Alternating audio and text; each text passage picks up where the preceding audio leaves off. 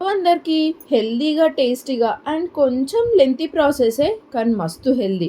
ఒకసారి ట్రై చేయండి ఇట్లా. పెంక మీద పల్లీలు, జొన్నలు, గోధుమలు అండ్ శనగపప్పు వేయించుకోవాలి. జొన్నలేమో కొంచెం పాప్‌కార్న్ వచ్చేలాగా వేయించుకోవాలి. జొన్న పాప్‌కార్న్ అంటారు కదా!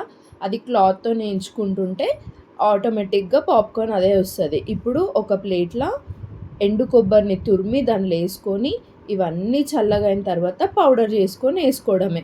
పల్లీలు మాత్రం పౌడర్ చేసుకోవద్దు. పొట్టు తీసేసి దీనిలో యాడ్ చేసేసేయాలి.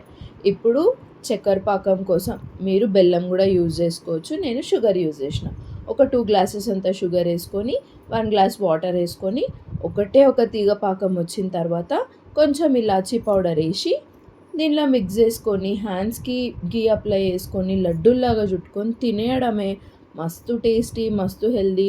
నచ్చింది కదా మరి ట్రై చేయండి. సబ్స్క్రైబ్ చేసుకోండి.